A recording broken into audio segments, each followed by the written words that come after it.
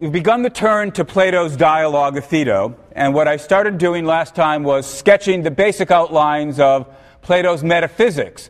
Not so much to give a full investigation of that, clearly we're not going to do that here, but just to provide enough of the essential outlines of Plato's metaphysical views so that we can understand the arguments that come up later in the Phaedo, basically all of which, or many of which, presuppose certain essential aspects about Plato's metaphysical views. The key point behind his metaphysics, then, was the thought that in addition to the ordinary empirical physical world that we're all familiar with, we have to posit the existence of a kind of second realm in which exist the Platonic, as they're nowadays called, the Platonic forms or Platonic ideas, the sort of thing that perhaps we might call or think of as abstract objects or abstract properties. And the reason for positing these things is because we're clearly able to think about these ideas, and yet we recognize that the ordinary physical world, although things may participate in them to varying degrees, we don't actually come across these objects or entities in the physical world. So that we can talk about things being beautiful to varying degrees, but we never come across beauty itself in the actual empirical world.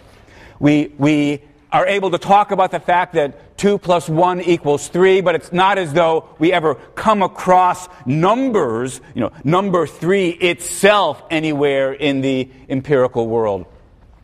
Further point that distinguishes the empirical world from this realm of Platonic ideal objects is that indeed there's something perfect about them. They don't change. In contrast, physical objects are constantly changing. Something might be short at one point and become tall at another point, ugly at one point and become beautiful, like the ugly duckling. It starts out ugly, becomes a beautiful swan.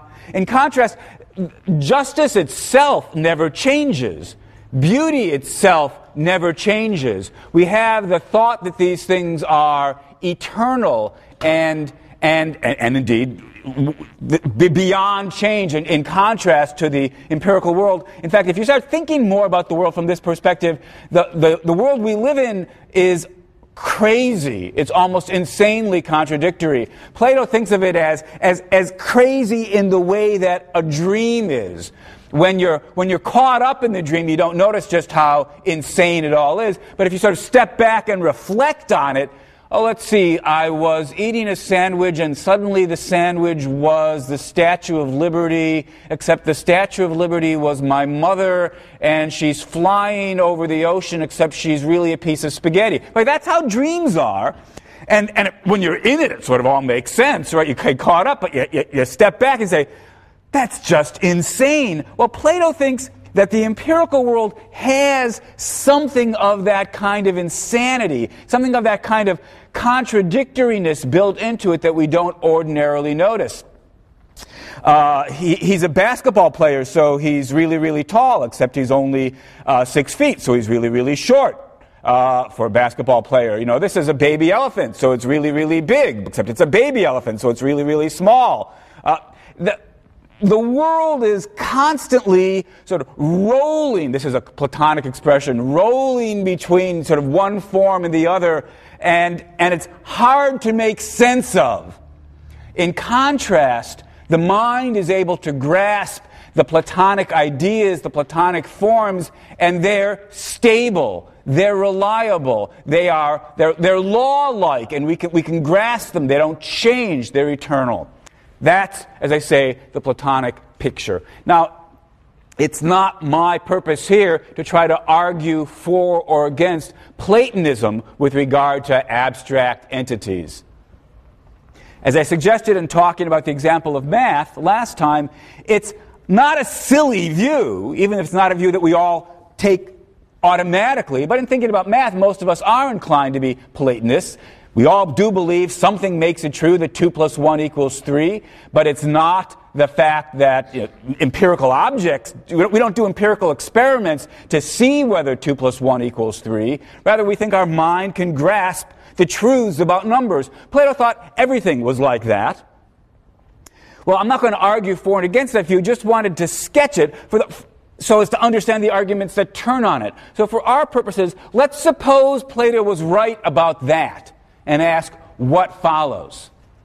Well, Plato thinks what's going to follow is that we have some reason to believe in the immortality of the soul. As, again, as we indicated last time, the picture is that the mind, the soul, is able to grasp these eternal Platonic forms, the ideas.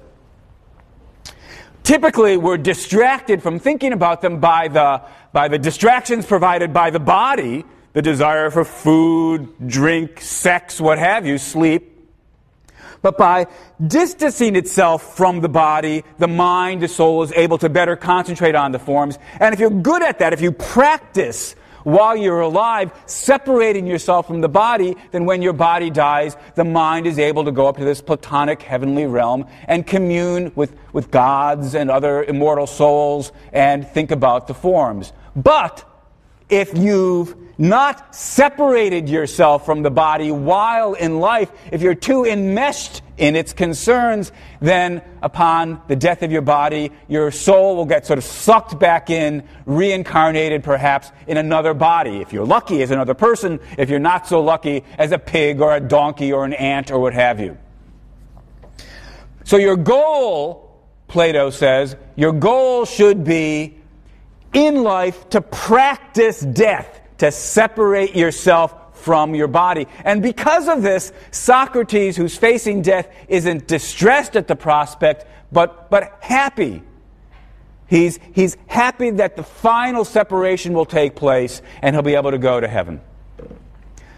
The dialogue ends, of course, with the death scene. Socrates has been condemned to death by the Athenians, and it ends with his drinking the hemlock, not distressed, but rather sort of joyful. And the dialogue ends with one of the great moving death scenes in Western civilization. And as Plato says, let's get the quote here exactly right.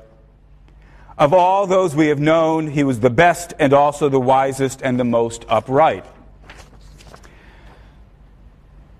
Just before the death scene, there's a long myth, which I draw your attention to, but I don't want to discuss in any kind of detail. Plato says it's a story, it's a myth. He's trying to indicate that there are things that we can't really know in a scientific way, but we can glimpse. And the myth has to do with these sort of pictures I was just describing, where we don't actually live on the surface of the earth, sort of in the light, but rather live in certain hollows in the dark, where we're mistaken about the nature of reality. Some of you who are maybe familiar with Plato's later dialogue, The Republic, may recognize, at least what seems to me, what we have here is a foreshadowing of the myth of the cave, or the allegory of the cave, which Plato describes there as well.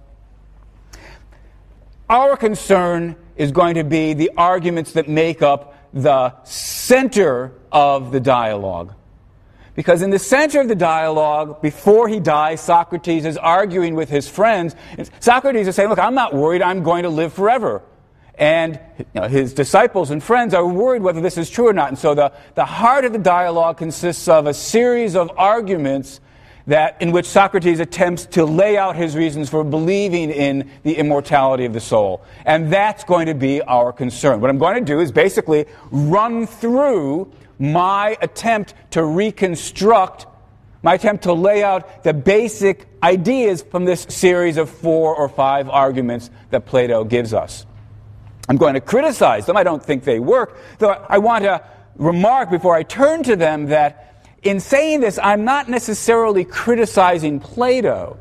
As we'll see, some of the later arguments seem to be deliberately aimed at answering objections that we can raise to some of the earlier arguments. And so it might well be that Plato himself recognized that the initial arguments aren't as strong as they need to be. Plato wrote the dialogues as a kind of learning device, as a tool to help the reader get better at doing philosophy. They don't necessarily represent in a kind of systematic fashion Plato's worked out axiomatic views about the nature of philosophy. It could be that Plato's deliberately putting mistakes in earlier arguments so as to encourage you to think for yourself, here's a problem with this argument. Here's an objection with that argument. Some of these Plato then may address later on. But whether or not he does address them, we're not doing Plato any honor, we're not doing him any service if we limit ourselves to simply trying to grasp, here's what Plato thought. We could do the history of ideas and say, here's Plato's views, aren't they interesting? Notice how they differ from Aristotle's views, aren't they interesting? And move on like that. But that's not what the philosophers wanted us to do.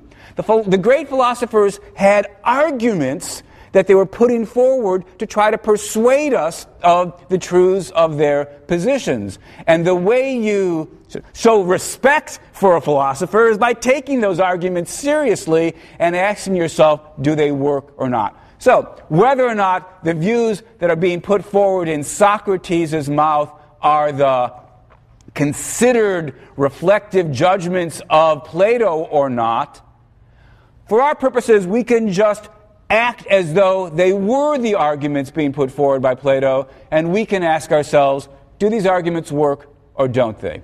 So, I'm going to run through a series of these arguments. I'm going to, as I've mentioned before, be a bit more exegetical than is normally the case for our readings. I'm going to actually pause, periodically look at my notes, make sure I'm remembering how I think Plato understands the arguments. Of course, since the dialogue is indeed a dialogue, we don't always have the arguments laid out with a series of premises and conclusions, and so it's always a matter of interpretation. What's the best reconstruction of the argument he's gesturing towards? How can we turn it into an argument with premises and conclusions? But that's what I'm going to try to do for us. I'm also going to give the arguments names. These are not names that Plato gives, but it'll make it easy for us to get a fix roughly on the different arguments as we move from one to the next. So the first argument, and the worry that gets the whole thing going is this. So we've got this nice Platonic picture where Plato says, all right, so the mind can grasp the eternal forms, but that has to free itself from the body to do that. And so the philosopher who has sort of trained himself to separate his mind from his body, to disregard his bodily cravings and desires, the philosopher will welcome death because at that point he'll truly finally make the final break from the body. And the obvious worry that gets raised in the dialogue at this point is this. How do we know that when the death of the body occurs, the soul doesn't get destroyed as well? That's the natural worry to have. Maybe what we need to do is separate ourselves as much as possible from the influence of our body without actually going all the way and breaking the connection. If you think of it like a rubber band, maybe the more we can stretch the rubber band, the better. But if you stretch too far and the rubber band snaps, that's not good, that's bad. It could be that we need the body in order to continue thinking. We want to free ourselves from the distractions of the body, but we don't want the body to die, because when the body dies, the soul dies as well. Even if we are dualists, as we've noticed before, even if the soul is something different from the body, it could still be the case, logically speaking, that if the body gets destroyed, the soul gets destroyed as well. And so Socrates' friends ask him, how can we be confident that the soul will survive the death of the body and indeed be immortal? And that's what prompts the series of arguments. Now, the first such argument, I dub the argument from the nature of the forms. And the basic thought's fairly straightforward. The ideas or the forms, justice itself, beauty itself, goodness itself, the forms are not physical objects. Right? We don't ever bump into justice itself. We bump into societies that may be more or less just, or individuals who may be more or less just, but we never bump into justice itself. The number 3 is not a physical object. Goodness itself is not a physical object. Perfect roundness is not a physical object. Now, roughly speaking, Socrates seems to think it's going to follow straightforwardly from that the soul must itself be something non-physical. If the forms are not physical objects, then Socrates thinks it follows they can't be grasped. We can certainly think about the forms, but if they're non-physical, they can't be grasped by something physical like the body. They've got to be grasped by something non-physical, namely the soul. But although that's, I think, the sketch of where Socrates wants to go, it doesn't quite give us what we want. On the one hand, even if it was true that the soul must be non-physical in order to grasp the non-physical forms, wouldn't follow that the soul will survive the death of the body. That's the problem we've been thinking about for the last minute. And there's something puzzling. We might wonder, well, just why is it that the body can't grasp the forms? So there's a sort of fuller version of the argument. That's the one I want to focus on, and indeed, I've put it up on the board. So, Platonic metaphysics gives us premise number 1, that ideas, forms, are eternal, and they're non-physical. 2, that which is eternal or non-physical can only be grasped by the eternal and the non-physical. Suppose we had both of those. It would seem to give us 3, the conclusion we want. That which grasps the ideas or the forms must be eternal or non-physical. What is it that grasps the ideas or the forms? Well, that's the soul. If that which grasps the ideas or forms must be eternal or non-physical, well, one thing we're going to get is, since that which grasps the forms must be non-physical, the soul's not the body. Since that which grasps the ideas or forms must be eternal or non-physical, it's eternal. It's immortal. All right. Let's look at this again more carefully. Ideas or forms are eternal. They're non-physical. Well, I've emphasized the non-physical aspect, and I've emphasized as well that they're not changing, but perhaps it's worth taking a moment to emphasize the eternal aspect of the forms. Now, people may come and go, but perfect justice, the idea of perfect justice, that's timeless. Nothing that happens here on earth can change or alter or destroy the number 3. 2 plus 1 equaled 3 before there were people. 2 plus 1 equals 3 now. 2 plus 1 will always equal 3. The number 3 is eternal as well as being non-physical. So the Platonic metaphysics says quite generally, if we're thinking about the ideas or the forms, the point to grasp is they're eternal, they're non-physical. The crucial premise, since we're giving Plato number 1, the crucial premise for our purposes is premise number 2. Is it or isn't it true that those things which are eternal or non-physical can only be grasped by something that is itself eternal and non-physical? Again, it does seem as though the conclusion that he wants, number 3, follows from that. If we give him number 2, it's going to follow that whatever is doing the grasping, call that the soul, since the soul is just Plato's word for our mind.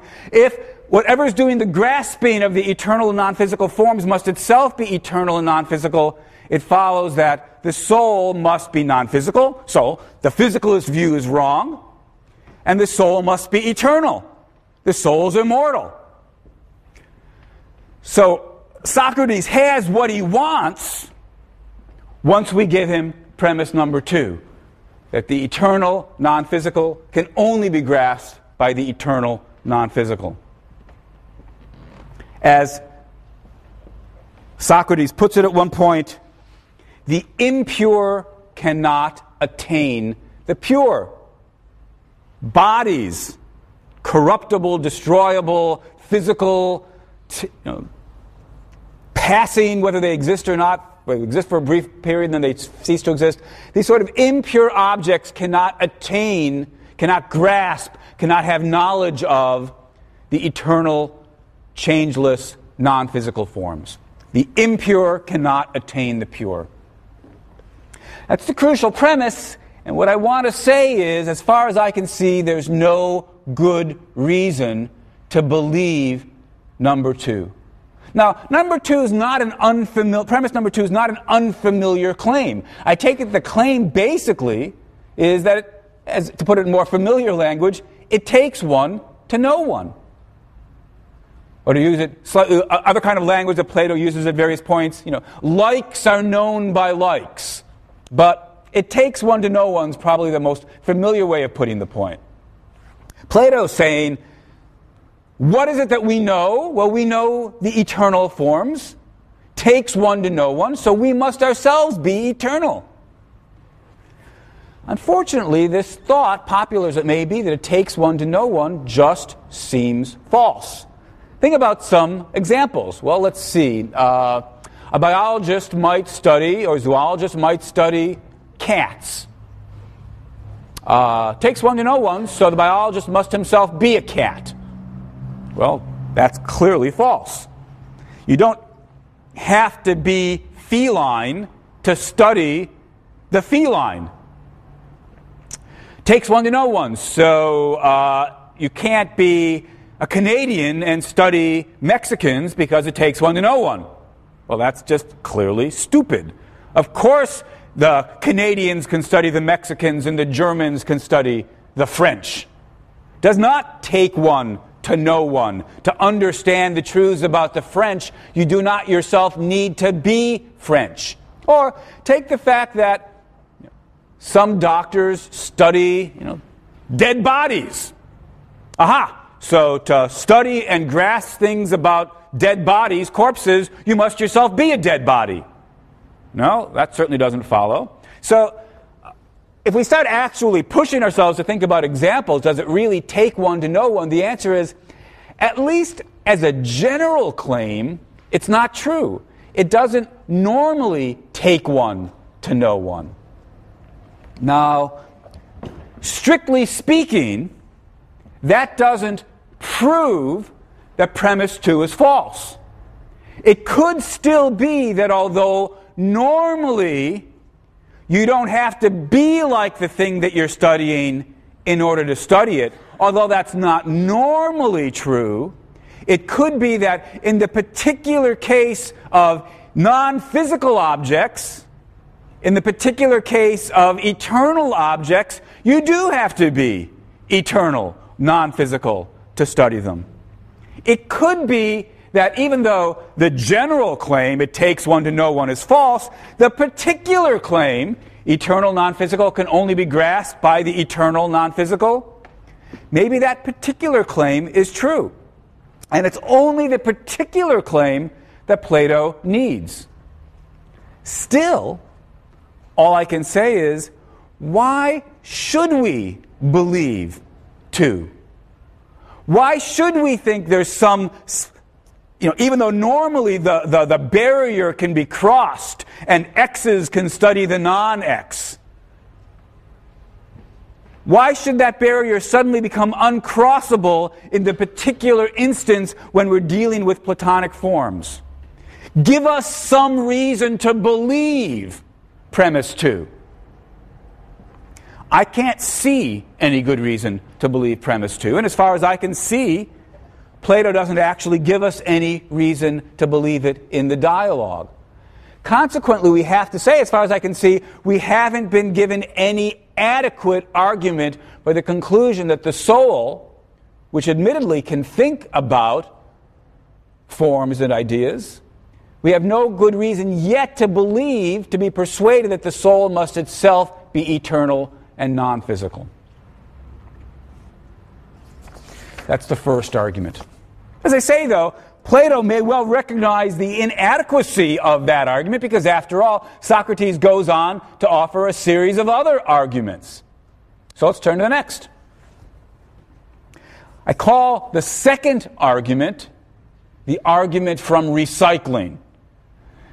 It's not the best label, I suppose, but I've never been able to come up with a better one. And the basic idea is that parts get reused. Things move from one state to another state and then back to the first state. So, for example, to give an example that Plato actually gives in the dialogue, we are all awake now, but previously we were asleep. We went from being in the realm of the asleep to being in the realm of the awake, and we're going to return from the realm of the awake back to the realm of the asleep, and over and over and over again. Hence, recycling. I think actually a better example for Plato's purposes, not that I expect him to have this particular example, but would be a car. Cars are made up of parts that existed before the car itself existed. There was the engine and the steering wheel and the tires and so forth, and these parts got assembled and put together to make up a car. So the parts of the car existed prior to the existence of the car itself. And the time's going to come when the car will cease to exist, but its parts will still be around. Right? It'll get taken apart for parts, sold for parts. There will be the distributor cap, and there will be the tires, and there will be the carburetor, there will be the steering wheel. Hence, the name that I dubbed the argument from recycling. That's the nature of sort of reality for Plato.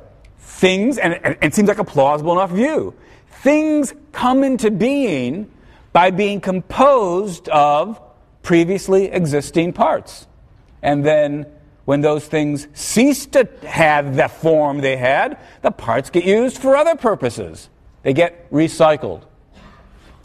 If we grant that to Plato, he thinks we've got an argument for the immortality of the soul. Because after all, what are the parts that make us up? Well, there's the various parts of our physical body, but there's also our soul. Remember, as I said in introducing the Phaedo, Plato doesn't so much argue for the existence of something separate, the soul, as presuppose it. His fundamental concern is to try to argue for the immortality of the soul. So he's just helping himself to the assumption that there is a soul.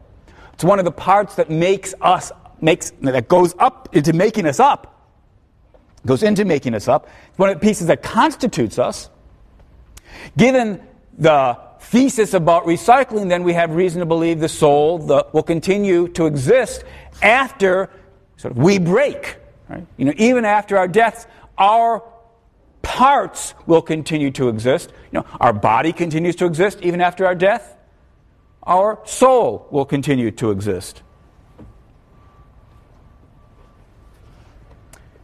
Well, there's a problem with the argument from recycling, and it's this. Even if the recycling thesis shows us that we're made up of something that existed before our birth, and that some kinds of parts are going to have to exist after our death, we can't conclude that the soul is one of the parts that's going to continue to exist after our death. But consider some familiar facts about human bodies. As we nowadays know, human bodies are made up of atoms. And it's certainly true that the atoms that make up my body existed long before my body existed. And it's certainly true that after my death, those atoms are going to continue to exist. So there's some, and will eventually get used to make something else. So Plato's certainly right about recycling as a fundamental truth. The things that make me up existed before and will continue to exist after my death. But that doesn't mean that every part of my body existed before I was born, and that every part of my body will continue to exist after I die. Take my heart. My heart is a part of my body. Yet for all that, it didn't exist before my body began to exist. It came into existence as part of, along with, the creation of my body.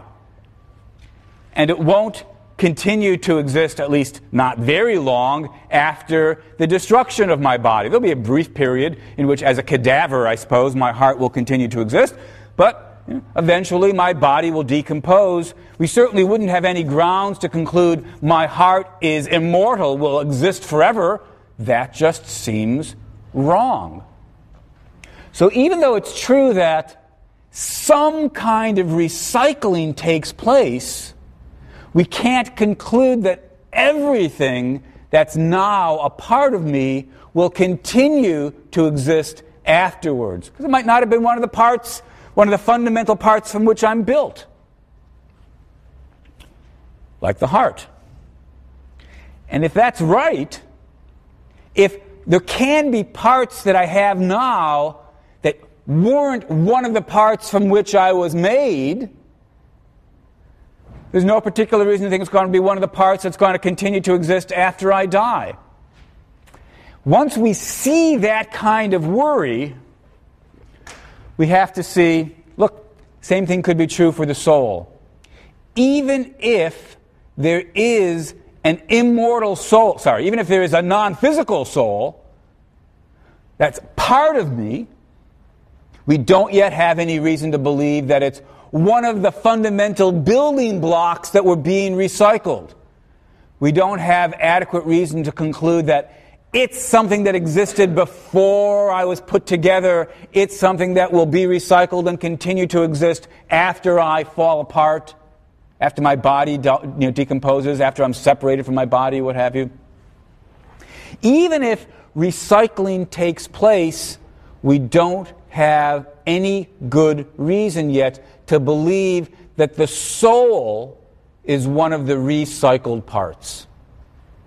So it seems to me the argument from recycling, as I call it, is not successful either.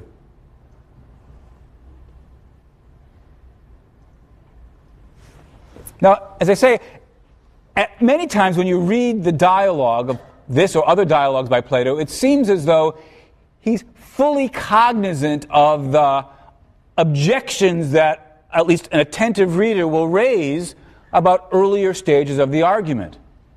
Because sometimes the best way to understand a later argument is to see it as responding to the weaknesses of earlier arguments. And I think that's pretty clearly what's going on in the very next argument that comes up in the dialogue. The objection I just raised, after all, to the argument from recycling said, in effect, even though some kind of recycling takes place, not all my parts get recycled, because not all of my parts were among the pre-existing constituent pieces from which I'm built up. We don't have any particular reason to think my heart's one of the prior existing pieces. We don't have any good reason to assume that my soul's one of the prior existing pieces. Well, Plato's very next argument attempts to persuade us that indeed we do have reason to believe that the soul is one of the prior existing pieces. And this argument is known as the argument from recollection. The idea is he's going to tell us certain facts that need explaining, and the best explanation involves a certain fact about recollecting, or a certain claim about recollecting or remembering, but we can only remember, he thinks, in the relevant way if our soul existed before the birth of our body, before the creation of our body.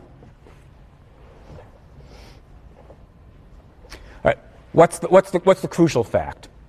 Well, let's start by, Plato starts by reminding us of what it is to remember something, or perhaps a better word would be what it is to be reminded of something by something else.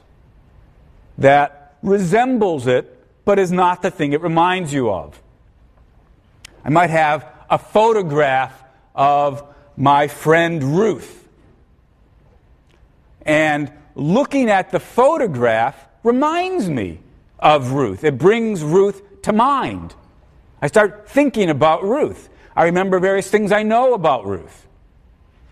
The photograph is able to do that, is able to trigger these thoughts. But of course, the photograph is not Ruth. Right? Nobody who's thinking clearly would confuse the photograph with my friend, but the photograph resembles Ruth. It resembles Ruth well enough to remind me of her. And interestingly, it can do that even if it's not a very good photograph. You might hold up the photograph and I might say, gosh, that really doesn't look very much like Ruth, does it? Even though I see that it is a photograph of Ruth. It reminds me of her. Now, how could it be that a photograph reminds me of my friend? Well, this isn't some deep mystery. Presumably the way it works is, as I just said, it looks sort of like her. Doesn't have to look very much like her. It looks sort of like her. Your young brother or sister, my little children, can draw pictures of family members that barely look like family members. My niece drew a picture of my family once when she was 3. Didn't look very much like us at all, but we could sort of see the resemblance in a vague kind of way, right? So it's got to look at least somewhat like the missing friend. But that's not enough. You've never met Ruth, let's suppose. I hold up the photograph without having told you anything about her. The photograph's not going to remind you of Ruth. Why not? Well, you don't know Ruth. So the pieces we need are not only an image of Ruth, even if an imperfect image of Ruth, we also need some prior acquaintance with Ruth. That's pretty much what it takes, right? So, on the one hand, sort of temporal sequence. First, you know Ruth. You meet Ruth. You get to know Ruth. Then, at a later time, you're shown an image of Ruth. Maybe not even an especially good image of Ruth, but good enough to remind you. And suddenly, you're remembering things you know about Ruth. That's how recollection works. All right. Now, Plato points out that we all know things about the Platonic forms. But the Platonic forms, as we also know, are not to be found in this world. The number 3 is not a physical object. Perfect roundness is not a physical object. Perfect goodness is not a physical object. We can think about these things, our mind can grasp them, but they're not to be found in this world. Yet, various things that we do find in this world get us thinking about those things. I look at the plate on my kitchen table. It's not perfectly round. It's got imperfections. But suddenly I start thinking about circles, perfectly round objects. I look at somebody who's pretty. He or she is not perfectly beautiful, but suddenly I start thinking about the nature of beauty itself. Ordinary objects in the world participate to a greater or lesser degree in the Platonic forms. That's Plato's picture of metaphysics. And we bump up against, we look at, we have interactions with these everyday objects, and somehow they get us thinking about the Platonic forms themselves. How does it happen? Plato has a theory. He says, these things remind us of the Platonic forms. We see something that's beautiful to some degree, and it reminds us of perfect beauty. We see something that's more or less round, and it reminds us of perfect circularity. We see somebody who's fairly decent morally, and it reminds us of perfect justice or perfect virtue. It's just like the photograph, perhaps the not very good photograph, that reminds me of my friend Ruth. All right, well, there's an explanation of how it could be that things that are not themselves perfectly round could remind us, could make us think about perfect roundness. But then Plato says, okay, but keep in mind all of what you need in order to have reminding, to have recollecting take place. In order for the photograph to remind me of Ruth, I have to already have met Ruth. I have to already be acquainted with her. In order for a more or less round plate to remind me of roundness, Plato says, I have to have already met perfect roundness itself. In order for a more or less just society to remind me of justice itself, so that I can start thinking about the nature of justice itself, I have to somehow have already been acquainted with perfect justice. But how and when did it happen? Not in this life, not in this world. In this world, nothing is perfectly round. Nothing is perfectly beautiful. Nothing is perfectly just. So it's got to have happened before. If seeing the photograph of my friend now can remind me of my friend, it's got to be because I met my friend before. If seeing things that participate in the forms remind me of the forms, it's got to be because I've met or been acquainted with directly with the forms before. But you don't bump up against, you don't meet, you don't see or grasp or become directly acquainted with the forms in this life. So it's got to have happened before this life. That's Plato's argument. Plato says, thinking about the way in which we grasp the forms helps us to see that the soul must have existed before birth. In the Platonic heavenly realm, directly grasping, directly communing with, directly understanding the forms. It's not taking place in this life, so it has to have happened before. Well, look. Now we've got the kind of argument we were looking for. Earlier, the objection was we had no good reason to think the soul was one of the building blocks from which we're composed. We have no good reason to think it's one of the pieces that was around before our body got put together, before our birth. Socrates says, no, on the contrary. We do have reason, based on the argument from recollection, to conclude that the soul was around before we were born.